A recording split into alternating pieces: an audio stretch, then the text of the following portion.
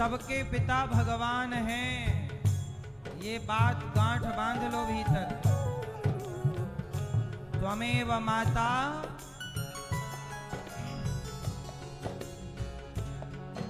मैं हार जाऊं ये कभी हो नहीं सकता, बेटा अगर दुख में पिता सो नहीं सकता। बेटा अगर दुख में पिता सो नहीं सकता। बेटे की हार तुम्हें स्वीकार नहीं होगी। बेटे की हार तुम्हें स्वीकार नहीं होगी। बेटे की हार तुम्हें स्वीकार नहीं होगी। बेटे की हार तुम्हें स्वीकार नहीं होगी। पूरा है भरोसा मेरी हार नहीं होगी। पूरा है भरोसा मेरी हार नहीं होगी। सांवरे जब तू मेरे साथ है, सांवरे सर पे तेरा हाथ है।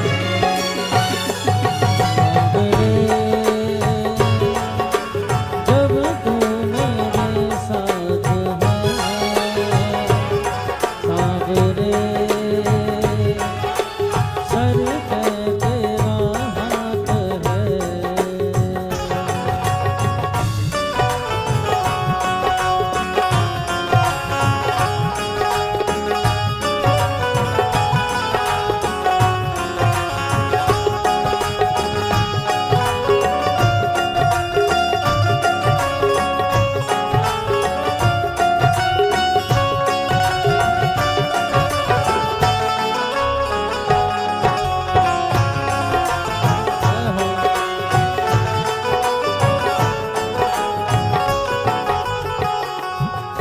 विश्वास नानी और द्रौपदी का रंग लाया, बहना का भाई बन खुद सांवरा आया।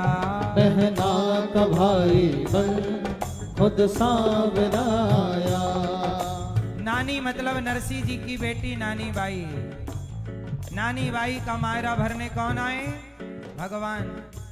और द्रौपदी की लाज बचाने विश्वास नानी और द्रौपदी का रंग लाया, बहना का भाई बन खुद सांवरा आया। बहना का भाई बन खुद सांवरा आया। इज्जत जमाने में शर्मसार नहीं होगी। इज्जत जमाने में शर्मसार नहीं होगी। पूरा है भरोसा मेरी हार नहीं होगी। पूरा है भरोसा मेरी हार नहीं होगी। सांवरे जब तू मेरे साथ है, सांवरे सर पे तेरा हाथ है। सांवरे जब तू मेरे साथ है, सांवरे सर पे तेरा हाथ है। सांवरे जब तू मेरे साथ है, सांवरे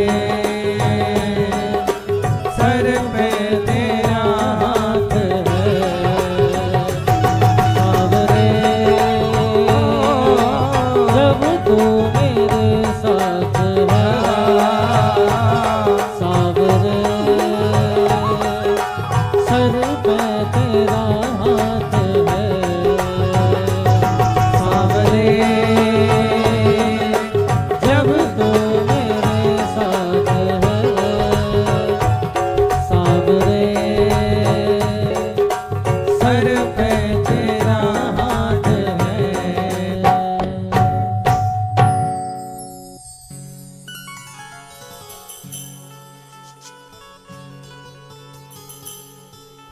मैं हार जाऊं ये कभी हो नहीं सकता। बेटा अगर दुख में पिता सो नहीं सकता। इसलिए कहता हूं भगवान को अपना पिता बना लो, राधा रानी को अपनी मां बना लो। भगवान ही हमारे रक्षक हैं। तुम रक्षक काहू को डरना। भगवान से एक संबंध जोड़ लीजिए। नाता एक राम जी से दूजा नाता तोड़ दे। आशा एक राम जी की दूजी आशा छोड़ दे। मैया तो क्या बढ़ाओगे चिंता भरोसा? क्या होगा? द्रौपदी को क्या था? अर्जुन को क्या था? मीरा को क्या था? आपको क्या नहीं है?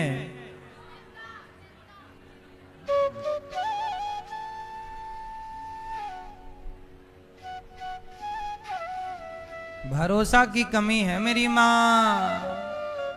मैया ओ गुलाबी मैया,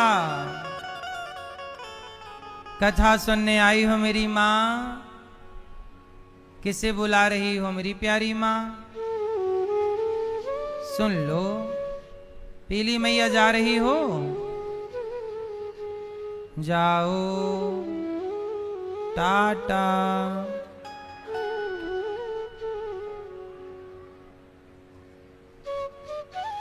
भगवान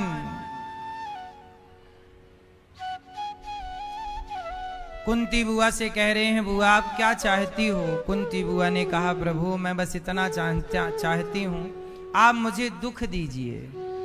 क्या दीजिए? भगवान बोले, बुआ मैं दुख नहीं दे सकता।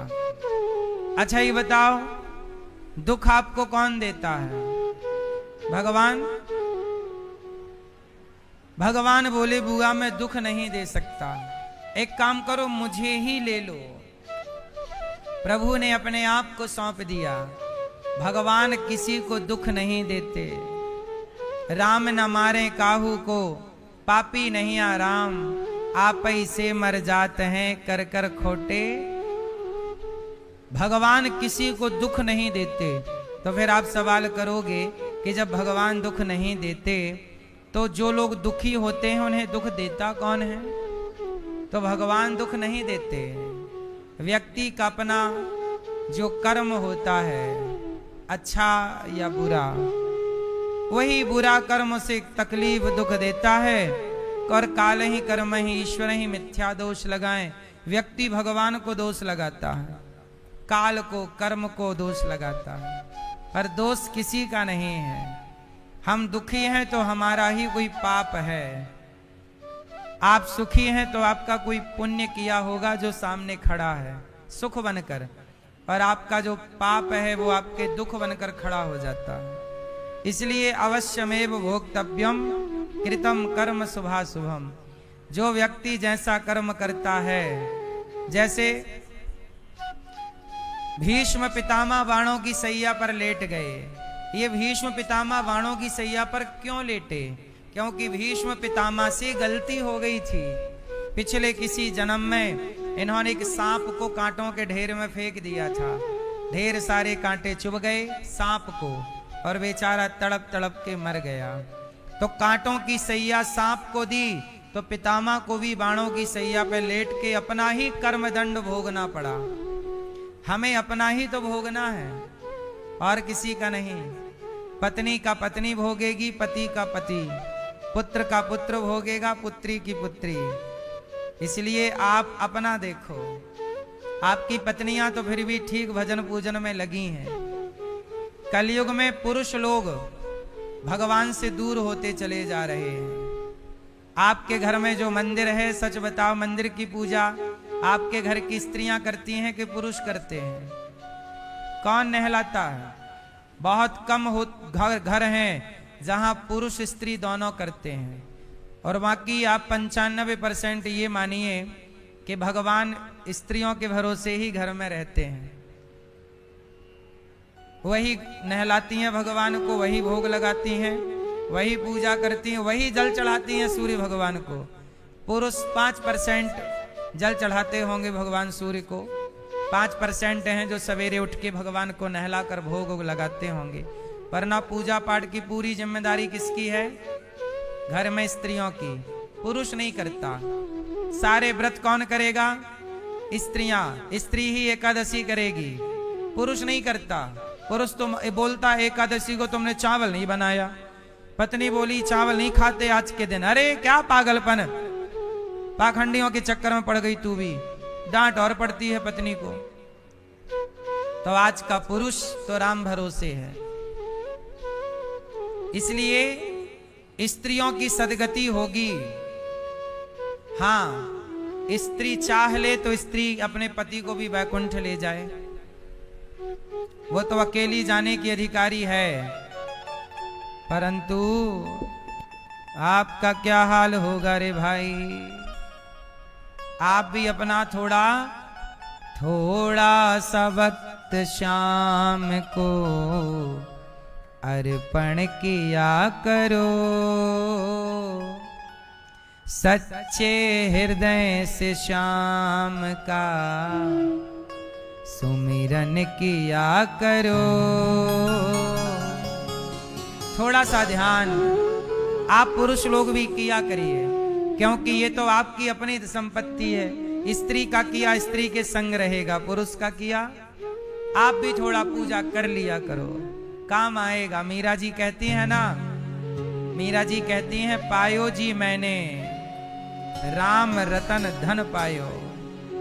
आप जो धन कमा रहे हो वो धन संसार तक का साथी तो है नहीं है। आप जो धन कमा रहे हो वो धन कहां तक का साथी है? यहां आपको पैसे से गाड़ी बंगला इज्जत सब कुछ मिल जाएगी, लेकिन ये दौलत लेकर आप वहां नहीं जा सकते ना। जब मरोगे तो पैसे छोड़कर ना जाओगे कि लेकर जाओगे? वहां के लिए क्या खर्चा करोगे आगे का? वहां पुण्य काम आएगा। एक डॉक्टर ने बताया, एक मरीज हॉस्पिटल गया, एक बूढ़ा व्यक्ति हॉस्पिटल गया और वेंटिलेटर पर था, वो रो रहा था। मरीज वो कोई भी हो सकता है, आप हो सकते हैं, हम हो सकते हैं। एक बूढ़ा आदमी वेंटिलेटर पर पड़ा हॉस्पिटल में रो रहा था कि तभी एक डॉक्टर की नजर पड़ी और डॉक्टर ने बूढ़े से पूछा, दादाजी क्यों रो रहे हो? दादाजी ने कहा, डॉक्टर साहब इसलिए रो रहा हूं कि अब मैं आखिरी यात्रा पर हूं। अच्छा, डॉक्टर साहब ने कहा आप मरने वाले हो इसलिए रो रहे हो?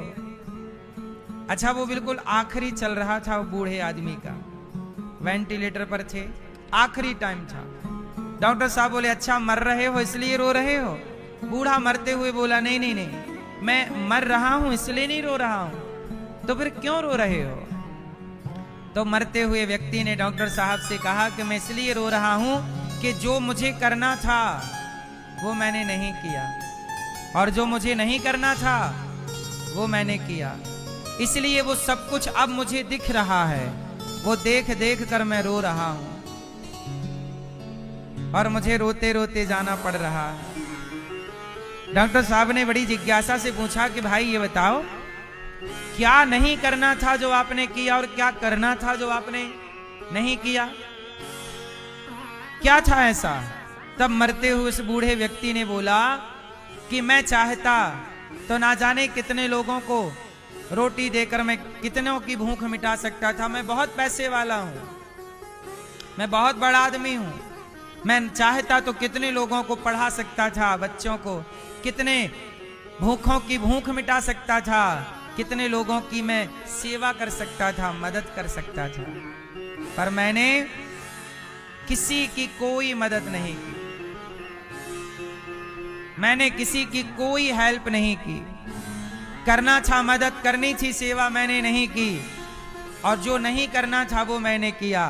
मैंने घमंड किया, अहंकार किया, दूसरों को नीचे दिखाया। कई बार मैंने अपने घमंड के चलते अपना पैसा खर्च करके भी लोगों का मैंने नुकसान किया है, बिगाड़ा है।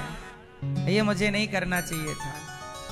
अब मैं चाह कर भी किसी भूखे को 2 वक्त की रोटी दान नहीं कर सकता। मेरे पास बहुत पैसा है, मेरे खाते पर, मेरे परिवार में, मेरे बच्चों के पास बहुत जोड़ा, पर मैंने कोई अच्छे काम नहीं किए। केवल घमंड में जीता रहा, दौलत का घमंड करता रहा। आज देखो ना डॉक्टर साहब, मैं पढ़ा हूं, मेरी दौलत मेरे काम नहीं आ रही। लता जी जब गईं तो लता जी ने जाते जाते इंटरव्यू दिया। लता जो बहुत अच्छा गाती थी, लता जी जब गईं, उन्होंने कहा कि मेरे पास सैकड़ों जोड़ी कपड़े पड़े हैं, पर आज मैं हॉस्पिटल में वो हॉस्पिटल का कपड़ा पहन करके एक बिस्तर पर पड़ी हूं। मेरे पास 10 नौकर चाकर थे, एक आवाज पर 4 लोग खड़े होते थे, पर आज हॉस्पिटल के से कमरे की 4 दीवारी में मैं पड़ी हूं। आवाज लगाने पर भी समय पर कोई आने को तैयार नहीं। मैंने सारी जिंदगी पैसा कमाया, पर आज वो पैसा, मेरे सारी जीवन भर का पैसा आप खर्च करके कहो कि मुझे एक दिन का जीवन लौटा दो, तो क्या आपको 1 करोड़ देकर भी क्या आपको एक दिन की मोहलत दी जाएगी? आप पैसे से समय नहीं खरीद सकते, बल्कि समय को बर्बाद कर सकते हैं पैसे के लिए।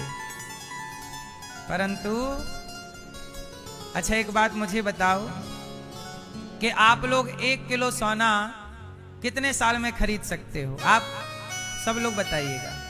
आपको 1 किलो सोना खरीदना हो तो आप कितने साल में, आपकी क्षमता क्या है, कितने साल में आप 1 किलो सोना आप खरीद सकते हो? कितने महीने में, कितने दिन में, कितने साल में? आप बताइए। 1 साल में आप 1 किलो सोना खरीद सकते हैं? आप बताइए। 5 साल में आप 1 किलो सोना खरीद सकते? दादाजी आप 1 किलो सोना कितने साल में खरीद सकते हो? 10 साल में?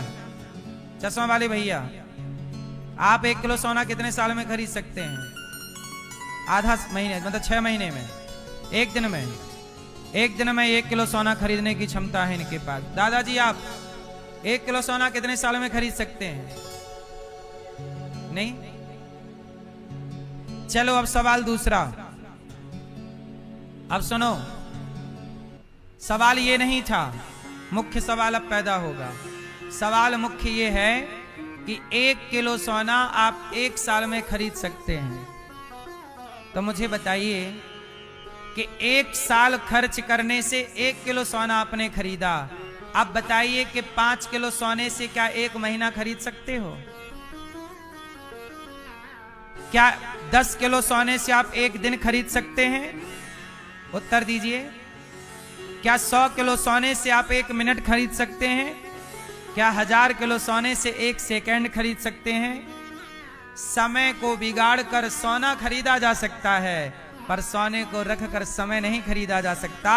तो एक बात बताओ, यदि तराजू के एक पलड़े पर मैं समय को रखूं और दूसरे पलड़े पर सोने को रखूं, तो किसका पलड़ा भारी है? सोने से भी कीमती कोई है तो वक्त कीमती है, समय कीमती है। इसलिए समय रहते अपना कल्याण कर लीजिएगा। वो बूढ़े आदमी जब हॉस्पिटल में मरने लग गए, बोले कि अब मैं जा रहा हूं डॉक्टर साहब, लेकिन मैं रोते रोते जा रहा हूं, क्योंकि मैं पुण्य कर सकता था, भला कर सकता था, पर मैंने नहीं किया। सारी जिंदगी जोड़ता रहा, जोड़ता रहा, जोड़ता रहा, मर गया। अब आप लोग बताइए कि आपको हंसते हंसते जाना है या रोते रोते? आपकी बात। तो हंसते हंसते जाने के लिए आखिरी में अफसोस ना हो किसी बात का, अच्छे काम करिएगा।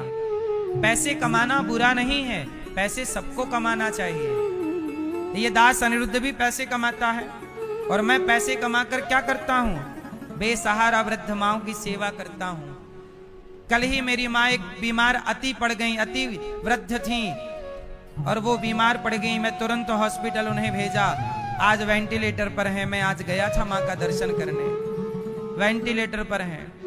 डॉक्टर ने बोला कि थोड़ा सा पैरालिसिस आ गया है बुढ़ापे में। ये देखो, ये हमारी माँ है, टीवी पर आप देख सकते हैं। ये हमारी माँ है, वो माँ जिनके अपने बच्चे, जिनके अपने लोग आने को तैयार नहीं हैं, बुढ़ापे में भी देखने को तैयार नहीं है।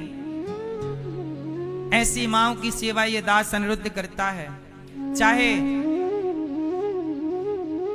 1000 रुपए लगे या लाख रुपए लगे, 5 लाख भी लगे, तो ये दास माँओं की सेवा में लगाता है।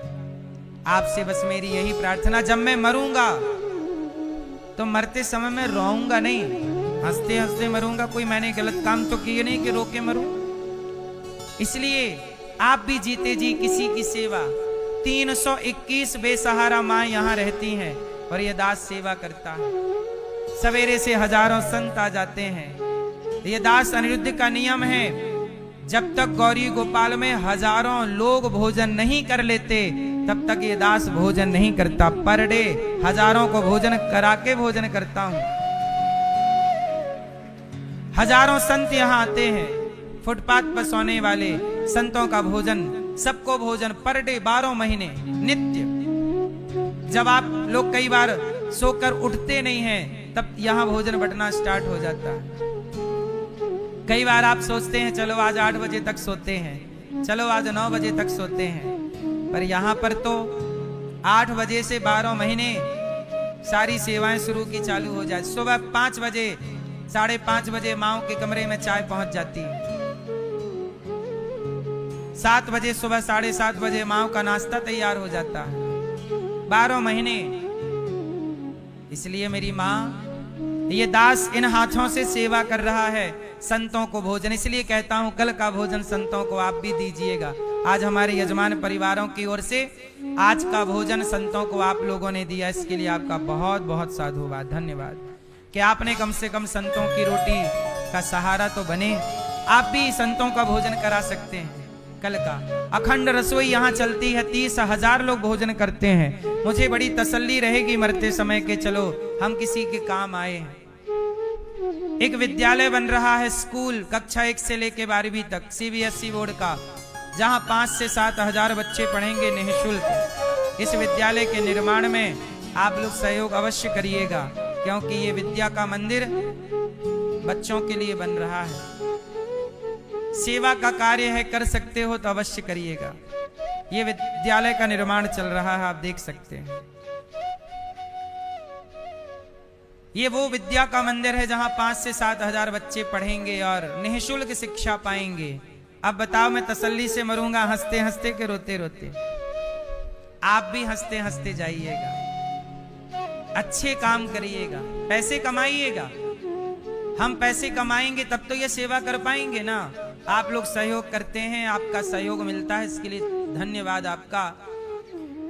आप भी जीवन में ये अच्छे काम करिए, इस अच्छे काम से आप जुड़ी रहिए, अपने आप को जोड़ के रखिए। यही हमारा धन है, यही हमारी संपत्ति है। जब हम मरें तो हमें ये ना कहना पड़े कि यमराज जी भगवान 1 दिन का टाइम और दे दीजिए। क्या करेंगे 1 दिन का? भी दे रखा है, जो टाइम अभी दे रखा है हमें उसको सफल बनाना है, सार्थक करना है। आखिरी टाइम पे हम बैठे ना रहें कि हमें 1 मिनट का, 1 दिन का टाइम दे दीजिए। अभी कर लीजिए जो अच्छे काम करने हैं। तो मेरी माता कुंती ने, तो वो डॉक्टर साहब ने कहा कि देखो दादाजी अब आप कुछ नहीं कर सकते, और वो बेचारे रोते रोते चले गए। ये कथा मैंने, कहानी आपको इसलिए सुनाई कि आप जीवन में आखिरी का समय पश्चाताप करते हुए ना गुजारिएगा, पछतावा ना रहे। आज अवसर है कुछ अच्छा करने का, कर लीजिए, क्योंकि हम सब एक दिन गहरी नींद में सोएंगे और हम सब एक दिन चिता पर जलेंगे। ये बात अटल सत्य है। मौत सबकी आनी है, कौन इससे बचा है?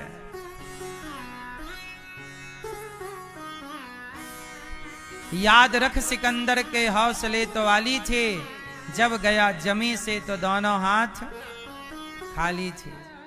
हमारे संग हमारा पुण्य चलता है, हमारा पाप चलता है। इसलिए कुंती बुआ ने दुख मांगा, भगवान ने कहा मैं दुख नहीं दूंगा, क्योंकि दुख तो व्यक्ति अपने कर्मों से पाता है। बुआ मुझे ले लो, भगवान ने अपने आप को समर्पित कर दिया। कुंती बुआ पर कृपा हुई। इसके बाद भीष्म पितामह का दर्शन भगवान ने किया। इसके बाद भगवान द्वारिका गए और द्वारिका में भगवान का स्वागत हुआ। अच्छा, जब भगवान चले गए, परीक्षित जी का जन्म हुआ। भगवान ने आकर परीक्षित जी को दर्शन दिया और पुनः द्वारिका गए। अच्छा, जब महाभारत पूरा हो गया तब फिर आपको थोड़ा ये भी जानना जरूरी है कि धृतराष्ट्र गांधारी का क्या हुआ। तो धृतराष्ट्र गांधारी का जो बुढ़ापा था बहुत अच्छा नहीं था। धृतराष्ट्र को भीम भैया आखिरी में रोटी जब परोसते हैं तो जानते हो कैसे देते हैं? ऐसे फेंक कर, ए बुढ़ा ये रोटी ले ले। एक रोटी इस तरफ पड़ी है, एक उस तरफ। धृतराष्ट्र बंधे थे, हाँ भीम कहाँ पड़ी है? वो जाते, हाँ एक रोटी मिल गई, हाँ एक और कहाँ? इस तरह। अच्छा, और चटनी कहाँ है? दाल कहाँ? अच्छा ये कटोरी। पूरा भोजन ढूंढते थे और भीम ऐसे देते भैया भीम, ए बुढ़े, कुत्तों की तरह। अब आप लोग बताइए कि भीम भैया का धृतराष्ट्र के साथ ये व्यवहार सही है कि गलत है? जोर से, जोर से, जोर से। तुम्हें कोई लाक्षागृह में बंद करता और आग लगाता और उसके साथ तुम कैसा व्यवहार करते? तुम्हारी बहू के भरी सभा में कपड़े उतरवाता, उसके साथ तुम कैसा व्यवहार करते? धृतराष्ट्र ने जो किया है वही उन्हें बुढ़ापे में मिल रहा है। आप किसी के साथ बुरा करें और सामने वाले से उम्मीद करें कि वो मेरे साथ अच्छा करेगा, ऐसा नहीं होता साहब, कभी नहीं हो। ऐसा केवल भगवान कर सकते हैं। शिशुपाल ने गाली दी, भगवान ने मोक्ष कर दिया, ये केवल भगवान। धृतराष्ट्र ने भीम भैया को मारने के लिए, भीम जब छोटे से थे ना तब भीम को जहर दे दिया था दुर्योधन ने। लाक्षागृह में बंद करके आग लगा दी, द्रौपदी के कपड़े उतरवाए। और तो और जब पांडव महाभारत जीत गए तो धृतराष्ट्र ने बोला कि भीम तुम आओ, मैं तुम्हें गले लगाना चाहता हूं। वो गले लगाने के बहाने जब भीम को गले लगाया तो धृतराष्ट्र ने दबा दिया। वो तो भगवान थे कि भीम की जगह पुतला को लगा दिए। तो ये आदमी, ये व्यक्ति, ये इसी लायक है। कुत्तों की तरह रोटी दी जा रही है ये लोग। वो तो भीम भैया ठीक है कि कुत्तों की तरह दे रहे हैं, ये तो कुत्तों की तरह भी लेने का अधिकारी। जब कर्म आपके बुरे होंगे ना तो फिर आप उम्मीद मत करिएगा। सास का टाइम होता है ना तो बहू पर, सब सासों के लिए नहीं बोल रहा हूं, कुछ सासें बहू पर बड़ा जुल्म उठाती हैं, नमक भी तिजोरी में बंद कर लेती हैं। और वही सास जब बूढ़ी होती है और जब बहू का रुतबा आता है तो फिर वो बदला लेना स्टार्ट करती है। बुढ़िया आप सुन, जैसा कहती हूँ वैसा रह, खा, पड़ी रह चुपचाप, ज्यादा बोल मत। तो जैसी करनी। इसलिए कहता हूं कि जब समय अच्छा हो तो अपने अच्छे वक्त का घमंड मत करिएगा, किसी पर अत्याचार मत करिएगा। धृतराष्ट्र ने खूब अत्याचार किया। सच बताओ, धृतराष्ट्र ने अत्याचार करने में कोई कसर छोड़ी है? गलत करने में कोई कसर छोड़ी है? इसलिए आखिरी समय कैसा हो रहा है? कुत्तों की तरह रोटी खा।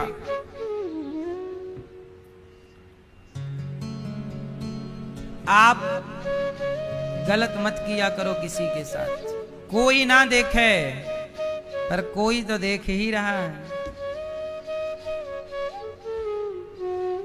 धृतराष्ट्र के पास विदुर जी आए और विदुर जी ने कहा, क्या महाराज, अभी भी तुम्हें अक्कल नहीं आई? अब मरने का टाइम है, सारी जिंदगी तुम समझ जाते मेरी बात, ये महाभारत ना होता। सारे बच्चों को मरवा डाला और अब भीम के टुकड़ों पर पल रहे हो, तुम्हें लाज नहीं आती?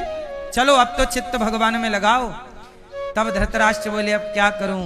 तब विदुर जी धृतराष्ट्र गांधारी को रातों रात ले गए गंगा के तट पर, ऊपर बद्रीनाथ केदारनाथ के पास, और वहां ले जाके अनशन कराया और अनशन करा के प्राण विसर्जित कराए और भगवत चिंतन कराकर उनकी सदगति कराई। और तब धृतराष्ट्र और गांधारी का उद्धार हुआ। बुढ़ापे को सार्थक बनाना है, बुढ़ापे को ठीक ठीक बनाना है, तो बुढ़ापे में चुप हो जाइए। जो बूढ़े कम बोलते हैं वो बूढ़े सुखी हैं, और जो बूढ़े ज्यादा बोलते हैं वो बूढ़े दुखी हैं, परेशान हैं। ये बात सही है कि गलत है? मैया, ओ पंचायती मैया, सुन लो मेरी माँ। जो ज्यादा बोलते हैं वो बूढ़े सुखी, के जो कम बोलते हैं वो बूढ़े सुखी। ज्यादा होशियार ना बना करो, कम बोलिए, मौन। अब बच्चों को आपके ज्ञान की जरूरत नहीं है। बूढ़ों को लगता है हमारे पास ज्यादा ज्ञान है, बच्चों को दे दें। एक पिता का धर्म भी है कि बच्चों को समझाए। आपने समझा लिया, समझाई है बेटों को, बेटियों को, पर बेटा बेटी मान गए तो अच्छा है। अब नहीं मान रहे हैं तो अब आप समझा रहे हैं। जब कोई सुन ही नहीं रहा है आपकी, तो फिर बोलने से क्या फायदा? इसलिए ना भीष्म पितामह चुप रहे। आज तक दुनिया पूछती है पितामह चुप क्यों थे? क्या करें साहब, कोई सुनता ही नहीं था। तो पितामह ने कहा बोल के भी क्या फायदा होगा, चुप रहे। तो चुप रहना कई बार सही भी लगता है। चुप रहो, क्यों बोलना है? बेटा को समझा दिया, बहू को समझा दिया, कोई समझने नहीं चाहता। आजकल कोई ज्ञान लेना ही नहीं चाहता, सही रास्ते पे चलने ही नहीं। शराबी को कहो भैया शराब ना पियो, समझाओ, तो वो कहता हमें ना समझाओ, हमें ज्ञान मत दो। अब विनाश काले विपरीत बुद्धि, अब तुम्हें कोई समझा नहीं सकता, समय ही समझाएगा। ठीक है, इसलिए चुप। द्वारिका में भगवान का स्वागत हुआ, धृतराष्ट्र गांधारी का परम धाम गमन हुआ। इसके बाद भगवान श्री कृष्ण परम धाम को चले गए। पांचों पांडव स्वर्गारोहण के लिए चले गए। अब आया कृष्ण के जाते ही, अब आया कलयुग। कौन सा युग आया? अब जैसे ही कलयुग आया तो कलयुग के पहले राजा थे परीक्षित। ये वही परीक्षित हैं, उत्तरा के पुत्र अभिमन्यु नंदन, अभिमन्यु पुत्र परीक्षित, जिनको गर्भ में ही मारना चाहता था अश्वत्थामा, भगवान ने रक्षा की। आज परीक्षित जी एक दिन जंगल गए शिकार खेलने। राजा लोग शिकार खेलने के आदी थे, उनका एक नशा था, ये शिकार थी तो अच्छी बात तो नहीं थी, पर क्या करें, करते थे वो शिकार। अब राजा परीक्षित गए जंगल, तो वो ना रास्ता भटक गए। तो जंगल में उन्होंने देखा कि एक काला सा एक आदमी एक गाय और एक बछड़े को पांव से मार रहा, लात से, पादप प्रहार मार रहा। परीक्षित जी ने कहा मेरे राज्य में गाय को कोई मार रहा, ये तो बड़ा पाप है। परीक्षित जी ने तलवार निकाली, कौन है तू? पापी, मेरी गाय को मार रहा है, आज तुझे मृत्यु दंड दूंगा। कौन है तू? कहा वो काला सा आदमी चरणों में गिरा, महाराज मेरा नाम कलयुग है। अच्छा तू कलयुग है, तो मेरे राज्य में क्या कर रहा, भाग जा यहां से। कलयुग बोला महाराज मैं कहां जाऊं, जहां जाता हूं आपका ही राज्य मुझे मिलता है। आपका राज्य चारों ओर है, विस्तार बड़ा है, कहां जाऊं? महाराज मैं बहुत बुरा आदमी हूं। कौन बोला? कलयुग। मैं बहुत बुरा हूं, पर मुझ में एक अच्छाई है। अच्छा आप लोग बताओ कलयुग अच्छा है कि बुरा है? कैसा है कलयुग? जोर से। कलयुग बहुत अच्छा है। कलयुग में क्या अच्छाई है? सतयुग त्रेता द्वापर में जो गति यज्ञ जप तप से मिलती थी, कलयुग में वही गति केवल भगवान का नाम जपने मात्र से मिल जाती है। कृते अध्यायते विष्णुम त्रेतायाम यजतो मखई द्वापरे परिचर्यायाम कलौ केशव कीर्तनात्। कलयुग केवल नाम आधारा। कलयुग में केवल नाम जप से व्यक्ति अपने पाप काट सकता है। ये कलयुग की अच्छी बात है। कलयुग कहां कहां रहता है? कल हमने आपको समझाया था। कहां कहां रहता भैया बताइए? कल हमने बताया था मदिरा, मांस, जुआ। भैया कलयुग कहां रहता? आप दारू पीते हो? आप दारू पीते हो, शराब पीते हो और मांस खाते हो, जुआ, सट्टा। कलयुग कहां रहता है? जुआ, शराब पर, स्त्री पर, पुरुष की दृष्टि पर नजर गलत करो, और मांस और बेईमानी से कमाया गया धन। अच्छा, राजा परीक्षित के सिर पर जो मुकुट थी, वो मुकुट जरासंध की मुकुट थी। जरासंध की मृत्यु किसके द्वारा हुई थी? भीम भैया ने मारा। अच्छा, जरासंध के बेटे का नाम था सहदेव। तो जरासंध को मारा और भगवान श्री कृष्ण ने क्या किया? जरासंध के बेटे सहदेव को वहां का राजा बना दिया कि भाई तेरा बाप गलत था, गलत करता, इसलिए मार दिया, पर तू बेटा सही है, तू राजा बन। अच्छा, राजा बना दिया। लेकिन भीम भैया को जरासंध की मुकुट बड़ी पसंद आई। तो वाले भाई राजा तो तू बन, पर ये मुकुट हमारे पास रहेगी। लो भैया, अब वो मुकुट ले आए भीम। पर धर्मराज युधिष्ठिर ने कहा कि ये मुकुट अधर्म की है। जब हमने राजा उन्हें बनाया तो ये मुकुट पर अधिकार किसका? उनका। आप ले आए तो ये तो गलत हो गया। अच्छा, ले आए हो, सजा के रखना कि भाई हमने इन राजाओं को जीता है, ये एविडेंस भी तो रखते थे ना राजा लोग। तो एविडेंस के रूप में मुकुट रखना, पर उसमें एक पर्ची चिपका दी कि इस मुकुट को हमारा भावी मतलब होने वाला राजा इस मुकुट को ना पहने। अब धर्मराज युधिष्ठिर का शासन तो हो गया पूरा। अब धर्मराज युधिष्ठिर के बाद हस्तिनापुर के राजा कौन बने? परीक्षित। और जब परीक्षित बने तो रख रखाव में, साफ सफाई में वो पर्ची कहीं निकल गई और जरासंध की मुकुट परीक्षित जी पहन लिए और वही मुकुट पहन के जंगल चले गए। और कलयुग को जब 4 स्थान और बेईमानी से कमाए गए धन का 5वां स्थान दिया, तो मुकुट पाप की थी ना वो, तो कलयुग आ गया परीक्षित जी के सिर पर, क्योंकि वो मुकुट पर कलयुग आ गया। जब बेईमानी से आप धन कमाते हो तो उस धन में कलयुग का वास होता है। तो परीक्षित जी की बुद्धि हो गई भ्रष्ट, और जब भ्रष्ट हुई तो उन्होंने क्या किया? एक संत जी के गले में मरा हुआ सांप डाल दिया। समीक जी से पानी मांगा, प्यास लगी है महाराज पानी दीजिए, पर पानी मिला नहीं। परीक्षित जी को लगा राजा का अपमान किया, तो राजा ने, परीक्षित जी ने समीक ऋषि के गले में मरा हुआ। अब जब घर आए तो मुकुट उतारी तो कलयुग उतर गया। तब बड़ा पछतावा हुआ कि राम राम, हमने संतों का तिरस्कार कर दिया, हमें कोई दंड मिलना चाहिए। कि तभी क्या हुआ कि समीक जी के पुत्र श्रृंगी ऋषि को पता लगा कि मेरे पिता के गले में मरा हुआ सांप डाला गया है, अपमान किया गया। बैठ जाइए। अपमान किया गया। तो श्रृंगी ऋषि ने समीक जी का अपमान करने वाले परीक्षित जी को शाप दे दिया।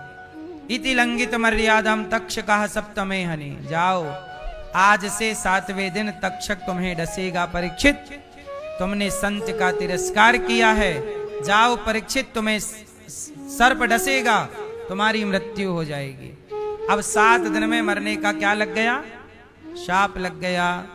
अब परीक्षित जी को पता लगा कि मुझे मरना है, तो परीक्षित जी ने पुत्र जनमेजय को राजा बनाकर, और जब 7 दिन ही बचे हैं जीवन के, आपको पता लग जाए कि मुझे आज से 7वें दिन मरना है, तो फिर आपका मन कहाँ लगेगा? अब परीक्षित जी व्याकुल हो गए कि मैं क्या करूं, समय कम बचा है, मैंने कोई मुक्ति का उपाय नहीं किया, क्या करूं। तब वो शुकताल पहुंच गए और शुकताल में बड़े बड़े संत आए। तब सुखदेव जी आए। सुखदेव जी के चरण पूजन करके परीक्षित जी ने कहा कि गुरुदेव मुझे 7 दिन में मरना है, बताइए मैं क्या करूं। तब सुखदेव जी ने कहा, ओ भैया होगी पंचायत, सुन लो, शांत रह लो, सुन लो। परीक्षित जी ने कहा कि गुरुदेव मुझे 7 दिन में मरना है, मैं क्या करूं। तब सुखदेव जी ने कहा, राजन वरीयाने सते प्रश्नः क्रतो लोके हितं नृप आत्मवित्सम्मतः पुंसां श्रोतव्यादिषु यः परः। आपने बड़ा उत्तम प्रश्न किया है, 7 दिन में क्या करें। आपको हम भागवत सुना रहे हैं, जिसके पास समय कम है 7 दिन और वो अपना कल्याण चाहता है, क्या करे, वो भागवत सुने। और क्या करे, तस्मात् भारत सर्वात्मा भगवान ईश्वरो हरि श्रोतव्यः कीर्तितव्यश्च स्मर्तव्यश्चेच्छिता भयम्। क्या करें, श्रोतव्यः, ज्यादा से ज्यादा क्या करना है, श्रोतव्य, कथा सुनो, श्रोतव्यः कीर्तितव्यश्च, ज्यादा से ज्यादा क्या करना चाहिए, कथा, ज्यादा कथा सुनो, श्रोतव्यः कीर्ति, ज्यादा कीर्तितव्यश्च, कीर्तन करो और ज्यादा स्मरण करो। अंते नारायण स्मृति, अंत में भगवान का स्मरण करते करते प्राण जाएं, यही जीवन की सार्थकता है। यदि मरते समय भगवान का चिंतन करते प्राण गए, ये सबसे बढ़िया बात है।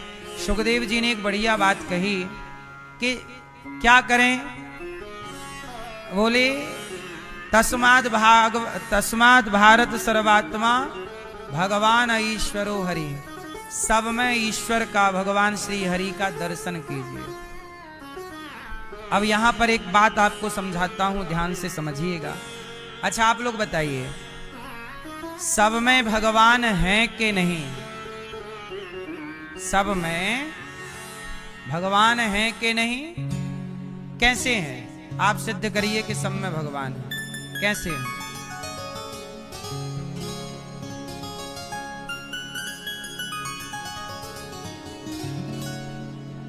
भैया बताओ, सब में भगवान है कि नहीं है, आप मानते हो, सिद्ध करो कैसे है। घूम फिर आए, अब पढ़ाई करो।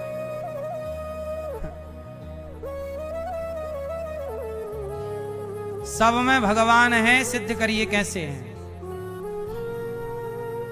दादाजी सिद्ध करो। कैसे सिद्ध करोगे कि सब में भगवान है? कुत्ते में, बिल्ली में, गधा में, सुअर में, चिड़िया में, सांप में, स्त्री में, पुरुष में, पेड़ में, पौधे में, नाली के कीड़े में, हर जीव में ईश्वर है। अच्छा बताओ, सब में भगवान है कि नहीं? नाली के कीड़े में भी ईश्वर का वास है कि नहीं? ये बात सही है गलत है? कैसे सिद्ध करोगे? कैसे है बताओ? गधे में भगवान कैसे हैं? हैं?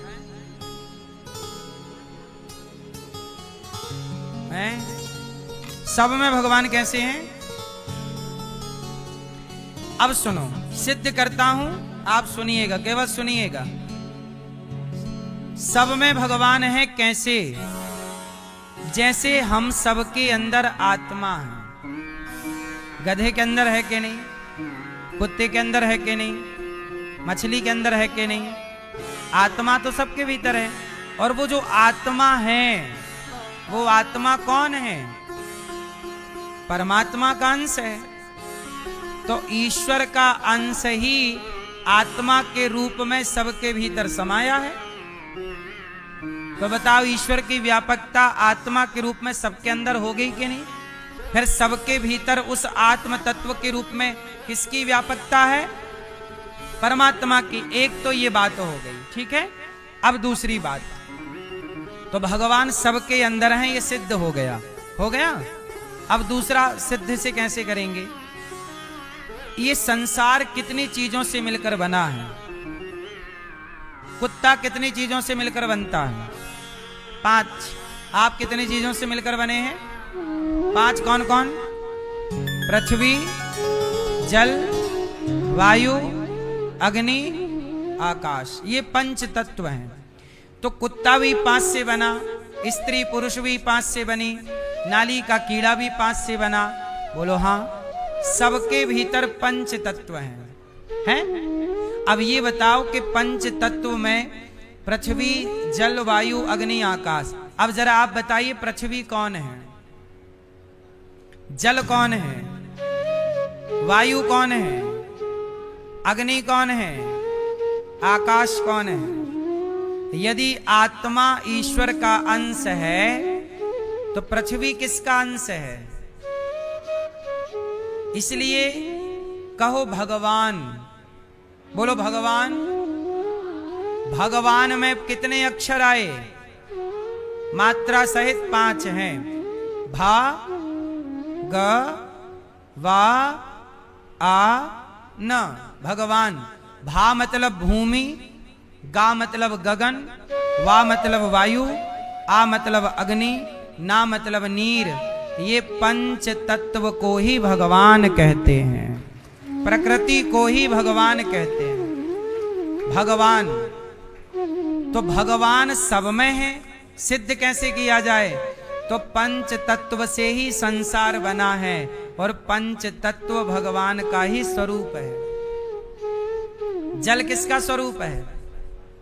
इसलिए भगवान का नाम पड़ा नारायण। क्या आप बताएंगे कि भगवान का नाम नारायण कैसे पड़ा?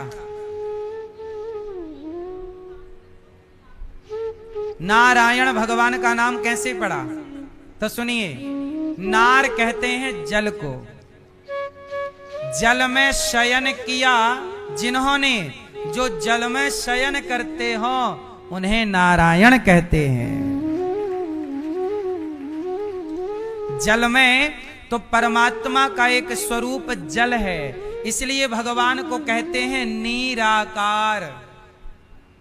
निराकार नहीं, लोग कहते हैं निराकार, ये भी एक शब्दावली है, पर सही है निराकार। नीर का, नीर मतलब जल, तो निराकार मतलब जल का आकार। ईश्वर, हम जल के बिना नहीं रह सकते, हम जल के बिना। तो जल के रूप में व्यापकता किसकी है? परमात्मा ही जल के रूप में है। आपके पेट में अग्नि है जो भोजन पचाती है, अग्नि के रूप में किसकी व्यापकता है? आत्मा के रूप में आपके अंदर भगवान, जठराग्नि के रूप में आपके अंदर भगवान है, जल के रूप में आपके अंदर भगवान, खाली स्थान जो है आकाश तत्व के रूप में आपके अंदर भगवान, और वायु, प्राण वायु, प्राण लेते हो ना, छोड़ रहे हो, हर क्षण आप ऑक्सीजन ले रहे हो, ये प्राण के रूप में, हवा के रूप में ईश्वर ही तो बाहर भीतर हो रहे हैं। तो ईश्वर सब में कैसे हैं? आत्मा के रूप में और पंच तत्व के रूप में वही हैं। हम और आप हैं कहां? हैं? क्या नाम है भैया आपका? हैं? अमीर, अभी, रवि, कभी, नभी, नभी, नभ। सुनो तो नभी, ये बताओ नभी कहां है? आपका नाम क्या है? नभी। तो नभी कहां है? आपके शरीर में नभी को ढूंढिए जरा, आपके शरीर में नभी कहां रहता है? ढूंढ के बताइए फास्ट। कहां है? हैं? नभी कहां है? ढूंढिए।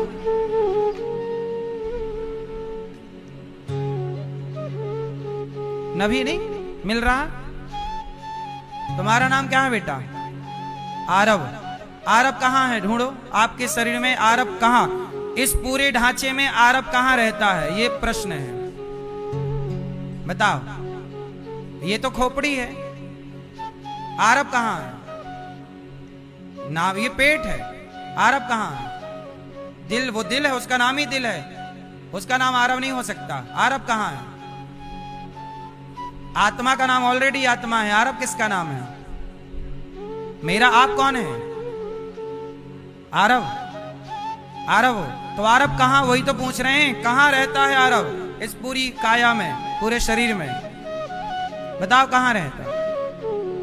आपका नाम क्या है? अमित। अमित जी बताइए, अमित कहाँ रहता है पूरे शरीर में? ढूंढिए फास्ट, बताइए अमित कहाँ है? ये आपकी आंख है, इसका नाम क्या है?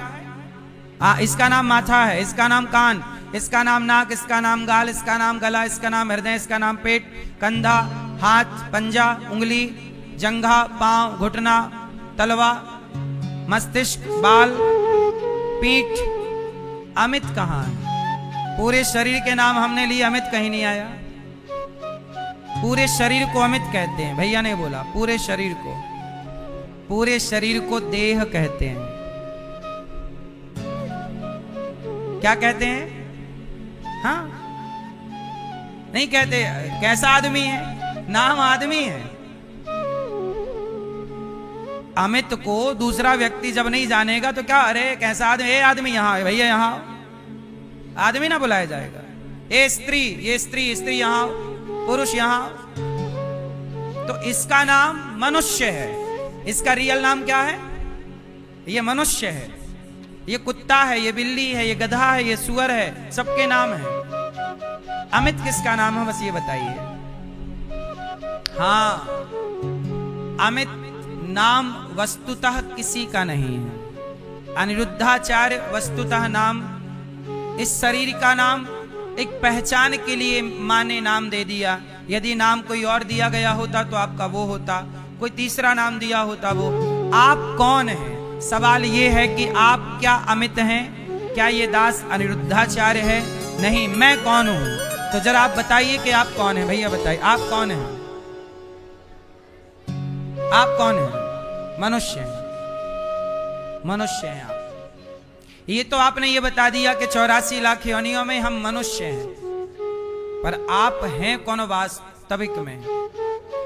भाई, मनुष्य का भी तो पंच तत्व का शरीर है, मनुष्य भी एक तरह का नाम है, वो भी एक संबोधन है, वह भी एक प्रकार का नाम ही है। जैसे अमित, अनिरुद्धाचार्य, ऐसे पहचानने के लिए, क्योंकि 84 लाख योनियां है ना, एक का नाम कुत्ता है, एक का नाम गधा है, एक का नाम शेर है, तो ये पहचान तो रखनी पड़ेगी। तो आपका नाम रख दिया मनुष्य। ये एक संबोधन है, नाम है। वास्तविक में आप कौन हैं? आप कौन हैं? ये बहुत कठिन सवाल है, ठंडे दिमाग से अपने आप से पूछिएगा एकांत में कि आप कौन हैं। मैं कौन हूं? तो जब मैं बहुत गहराई से पड़ताल करूंगा तो पता लगेगा कि मैं कौन हूं। आपको बता दूं मैं कौन हूं और आप कौन हैं? तो चलिए, इसके लिए कुछ समझना पड़ेगा। एक प्रश्न देता हूं, उसका समाधान निकालिएगा। एक घड़ा है, घड़ा। अब आपको यह बताना है कि घड़े में घड़ा है कि घड़े में मिट्टी है। घड़े में क्या है? नहीं, घड़े में पानी नहीं है। अब बताओ क्या है? घड़े में क्या है? घड़े में घड़ा है। घड़े में घड़ा सत्य है कि माटी सत्य है? क्या सत्य है? क्या सत्य है? हाँ, यदि घड़े से माटी हटा दी जाए तो घड़े में बस घड़ा नहीं रह जाएगा। घड़े से माटी हटा दी जाए तो क्या घड़ा रह जाएगा? तो सत्य क्या है? घड़ा सत्य नहीं है, मिट्टी सत्य है। पर व्यवहार में क्या बोला जाएगा? भाई साहब एक घड़ा दे दो। व्यवहार में घड़ा ही है, पर तत्व में, वास्तविक में जब गहरी दृष्टि से देखा जाएगा तो घड़े में घड़ा नहीं है, केवल मिट्टी ही मिट्टी है। उसी तरह व्यवहार में देखा जाएगा तो अनिरुद्धाचार्य है, अमित है, व्यक्ति है, स्त्री है, पुरुष है, पेड़ है, पौधा है, पर जब गहरी तत्व की नजर से देखा जाएगा तो आप में, हम में कुछ नहीं है, सब में एक ही परमात्मा समाया हुआ, वही है, दूसरा कोई नहीं। हम में, आप में, सब में व्यापकता किसकी है? जिस दिन हमारे अंदर से भगवान निकल जाएंगे उस दिन अनिरुद्धाचार्य एक अक्षर ना बोल पाएगा।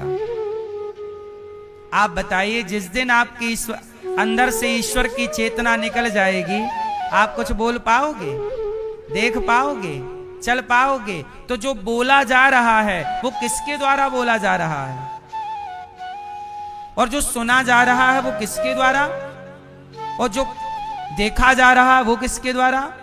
तो आपके अंदर जो देखने, चलने, फिरने की शक्ति है वो भगवान की ही शक्ति है। इसलिए आपका अस्तित्व कैसा है? आपका अस्तित्व है घड़े के जैसा। जैसे घड़े में घड़ा नहीं है, मिट्टी ही मिट्टी है, ऐसे अनिरुद्धाचार्य में अनिरुद्धाचार्य नहीं है, भगवान ही भगवान है। आप में आप नहीं है, भगवान ही भगवान है। भगवान को ही आप लोगों ने ये वो स्त्री पुरुष नाम दे रखा है व्यवहार के लिए। जब ये अज्ञान का पर्दा हटेगा तो आपने देखा ना कि नामदेव जी ने जब कुत्ते को देखा तो नामदेव जी को कुत्ते में भगवान विट्ठल नाथ जी का दर्शन हुआ, एक नाथ जी को गधे में भगवान शिव का दर्शन हुआ। किसका दर्शन हुआ? भगवान का। जब आपके अंदर ये अज्ञान की नजरें हट जाएंगी और वो ज्ञान का चक्षु आएगा, जैसे प्रहलाद जी ने जब देखा तो खंबे में कौन नजर आया? क्यों? हिरण्यकश्यपु बोल रहा था कि ये खंबा है और प्रहलाद जी बोल रहे थे कि ये, अब देखना, देखने वाले दो हैं। प्रहलाद की आंखों से देखोगे तो भगवान दिखेंगे और हिरण्यकश्यपु की आंखों से देखोगे तो पत्थर दिखेगा। आज भी कुछ लोग मंदिर में पत्थर देखते हैं क्योंकि आंखें हिरण्यकश्यपु वाली हैं, और कुछ लोग पत्थर में भगवान देखते हैं क्योंकि आंखें प्रहलाद वाली हैं। जब आंखें प्रहलाद की होंगी तो पत्थर में भगवान दिखेंगे, और प्रहलाद की आंखें नहीं होंगी तो पत्थर में पत्थर ही नजर आएगा, ईश्वर नहीं। इसलिए मेरा अस्तित्व शून्य है, आपका अस्तित्व शून्य है। अस्तित्व किसका है? मेरे रूप में, आपके रूप में, आपके रूप में। हर रूप कहते हैं ना, अनेक रूप रूपाय विष्णवे प्रभु विष्णवे। हर रूप में कौन है? भगवान। तुलसी गोस्वामी, इसलिए तुलसीदास जी ने कहा सिय राम मैं सब जग जाने, सिय राम मैं। इसलिए हमारे सनातन में कहते हैं किसी को भी देखो तो भगवान है उसके भीतर, ये मानकर प्रणाम कर लो। भैया आपको हम आपके रूप में नहीं प्रणाम कर रहे हैं, आपको हम भगवान के रूप में। सिय राम मैं सब जग जानी, करहूं प्रणाम जोरी जुग पानी। सब में प्रभु दिखते हैं, मैया मैं क्या कहूँ। सब में प्रभु दिखते हैं, मैया मैं क्या कहूँ। सब में कौन? सब में अपने भगवान से इतना प्रेम करो, इतना प्रेम करो कि आप जहां देखो वहां कोई व्यक्ति नजर ना आए, भगवान नजर आए। कि आपको समझ में आए। अब दूसरी बात सुखदेव जी समझा रहे हैं। सुखदेव जी ने तो केवल कह दिया चीराणि किम पथि नशन्ति दिशन्ति भिक्षाम, नैवांग्रिपाः परव्रतः सरितोऽप्यसुष्यन्, रुद्धा गुहा किमजितोऽवति नोपसन्नान्, कस्माद् भजन्ति कवयो धन दुर्मदान्धान्। सुखदेव जी ने तो इतना कह दिया, अब इसे समझाना पड़ेगा। ये क्या कहना चाह रहा है ये श्लोक? ये श्लोक सुखदेव जी ये कहना चाहते हैं कि परीक्षित बेटा, पैसा कमाओ। कितना कमाना चाहिए? अब देखो यहाँ पर कई लोग क्या कहते हैं, गुरुजी हमारे पास बहुत पैसा है, बहुत कुछ है, शांति नहीं है। आप बताइए, आप लोगों के पास भी पैसा है, सब कुछ दिया है ईश्वर ने, पर आपके जीवन में बताओ शांति पर्याप्त है कि कम लगती है?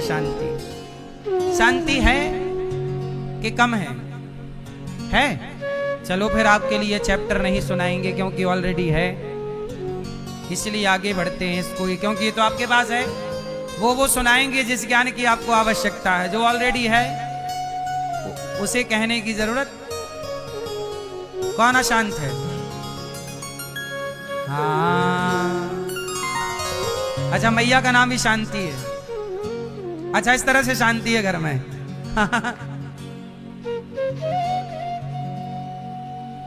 क्यों भैया, आपके जीवन में शांति है? हाँ, आप लोगों के जीवन में, हमारी सेना के जीवन में शांति।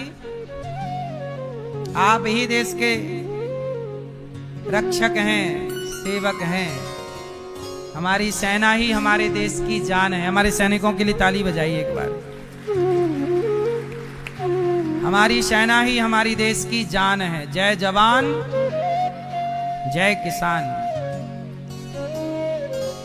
ये दो से ही देश टिका हुआ है। तो चलिए, अब आपको शांति कैसे मिलेगी?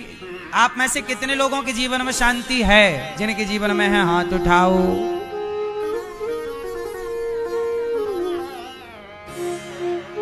आपके जीवन में नहीं है शांति? शांति नहीं है? शांति सुनो, शांति जीवन में क्यों नहीं है? शांति सबके जीवन में है, परंतु चली कहां गई? तो सुनो,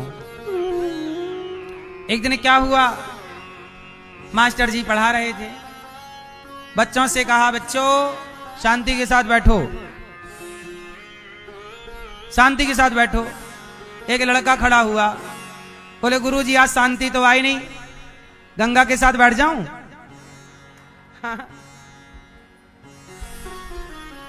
तो शांति,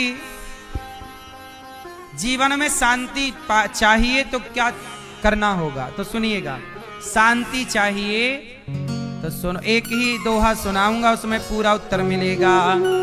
गौधन, बोलो मेरे संग, गौधन, गजधन, बाजधन और रतन धन खान, जब आवे संतोष धन, सब धन धूरी समान। शांति चाहिए तो क्या करें? जितना मालिक ने दिया है, विधाता ने, उसमें संतोष रखें। क्या रखें? एक भिखारी बैठा मंदिर के बाहर, एक बहुत बड़े डॉक्टर साहब मंदिर आए। अब देखना, जरा ध्यान से सुनना, शांति की बात क्या है। आपको लगेगा कि वास्तव में शांति क्या है।